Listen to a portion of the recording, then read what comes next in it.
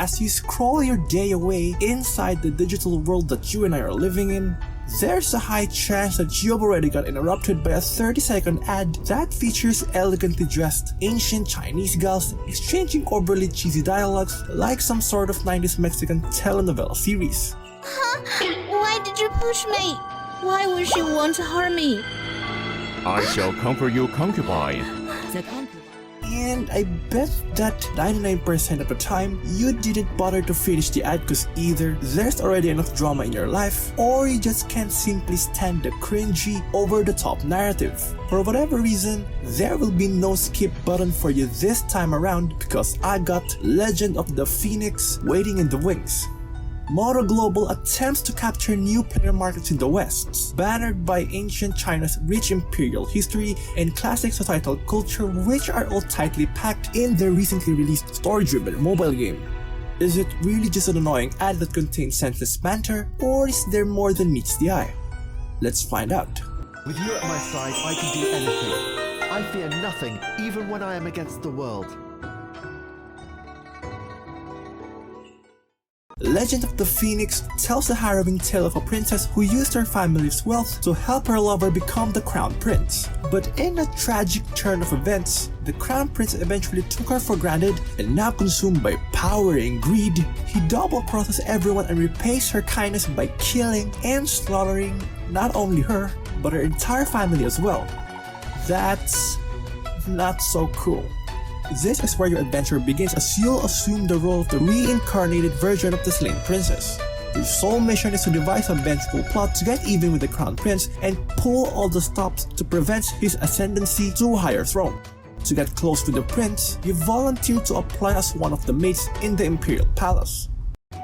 Mother, father, the palace will be interviewing for maids soon, and I'm going to attend the meeting.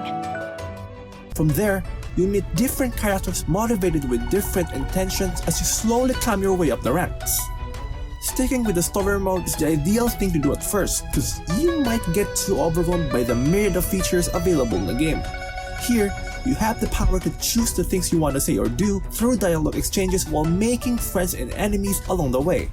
It consists of chapters which are further divided into sections that usually end in a Pokemon-style battle face-off. You'll meet and eventually acquire partners and confidence that will help you in your road to revenge. Linking yourself with these collectible characters allows you to become even stronger as it increases your total power and personal attributes. The partners are the allies that will help you in playing various game modes to attain more rewards, and they also play an important role in the arch-rival battle at the end of every chapter. The confidants, on the other hand, serve as your love interests that have separate playable side stories of their own. Besides these, you can also have dates with them and adopt orphan children. Just like your own character, both partners and confidants require upgrades from time to time too, so that means you pretty much have your hands full on this one. In order to play inside the story mode, you need to have enough fame first. Fame acts as one of the main currencies in this one, alongside other prime essentials like character EXP and silver. Should you run out any of these, you can simply perform duties like doing laundry and sewing, or engage in other in-game activities to make the necessary replenishments. Once you get hold of the story mode, you can now explore other features of the game. Participating in time events as well as completing quests and achievements allow you to gain rewards, attribute points, and ingots. Aside from these, traveling outside of the palace allows you to earn extra rewards too. Ingot stands as the premium currency of this game. It is used in exchange for items and gift packs at the in-game shop. Besides these functions, ingot can also be used to purchase pigeons for faster letter sending. For 99 cents up to almost $100, you can get additional ingots via in-app purchase, and these offerings have corresponding bonuses and privileges. Speaking of the latter, you'll be able to receive VIP perks that equates to the number of ingots that you have purchased. Simply put, the more ingots you buy, the more perks you can receive. Plus, there are also special offerings in which you can get ingots at a discounted price. Lastly, the game also employs a battle pass mechanic which you can avail for $9.99 and $14.99. Aside from the microtransactions, video advertisement options are also placed to restore lost fame and gain another spin opportunity at the game's relay feature. As a mobile game that falls under the otome genre, which literally means maiden and mainly suited for female players by the way, there's nothing more you can ask for Legend of the Phoenix. You got a compelling narrative, as well as the stunning visuals that fully exhibits the sceneries of the imperial era of ancient China, accompanied of course by soothing classical wind instruments at the backdrop, which kinda gives you the feeling of being transported to the remnants of China's former glory. And lastly, the character voice acting were on spot too.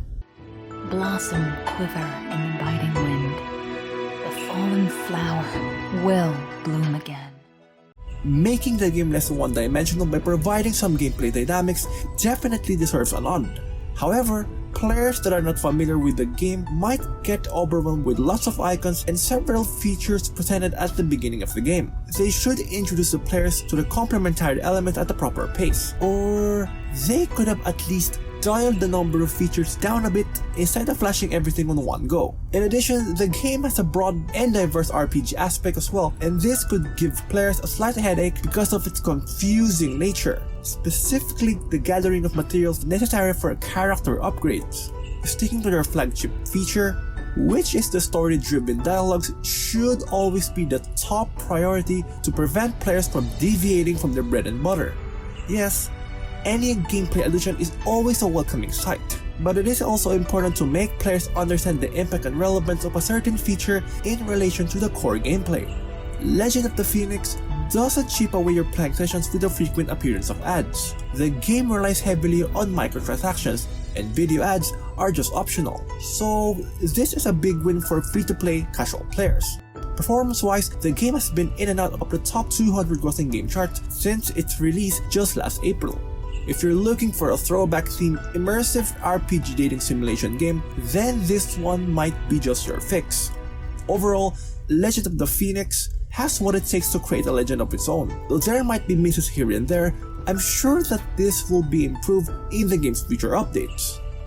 That's about it for this episode of EP Game Reviews. Make sure to give us some love by hitting the like button, and please subscribe to our channel so you wouldn't miss an episode.